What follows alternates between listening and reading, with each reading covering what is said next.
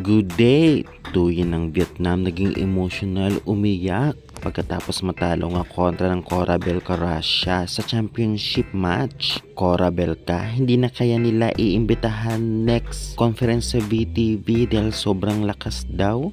Grabe naman, Laila Cruz panalo na kahit hindi nagka-podium.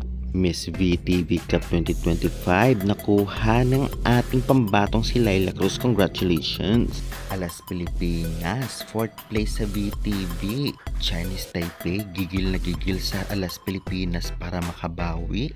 Alas kaya natalo dahil hindi naman talaga sila ang first 6 na ginamit sa ABC.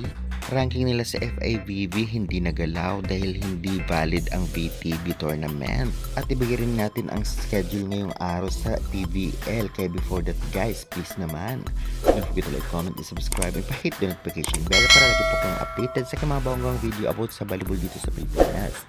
Pa-subscribe naman, maraming salamat. Kaya guys, huwag na po natin patagalin pa. Ito na po ang game schedule today. Una maghaharap ngayon July 6 ang Akari Chargers versus Charity crossover 4 PM. Venue nito ay sa Henares Center, Montalban. Susundan naman ang laban ng Capital One Solar Spikers versus sa Thunderbell 6:30 PM sa Henares Center, Montalban pa rin ang venue.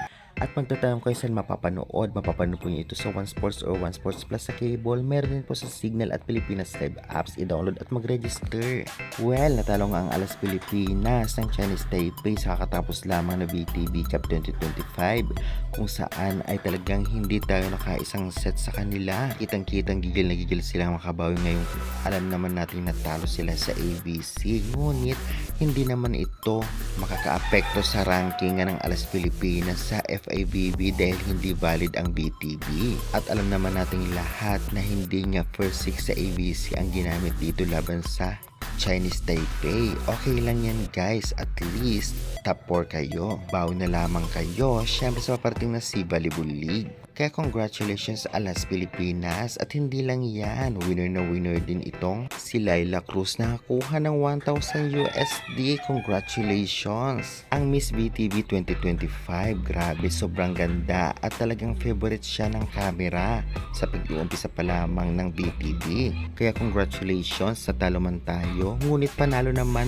sa ganda ang ating mga players. Tuyin ng Vietnam naging emotional at umiyak pagkatapos matalo kontra sa Korabelka Russia. Korabelka hindi na kayo iimbitehan next conference. Well, alam naman natin lahat, napakalakas talaga ng Korabelka Russia at alam natin noon pa na ang sistema nila ay talagang maganda. Sa kabila ng lahat ay naging emotional nga dito itong si Tuyin at syempre ang ibang Vietnamese player. Grabe din talaga kaya ang inilakas ng Russia at hindi pa nila ito matalo-talo. Kaya guys, anong say nyo? I-comment nyo na yan at huwag kalimutan mag-like and subscribe for more updates.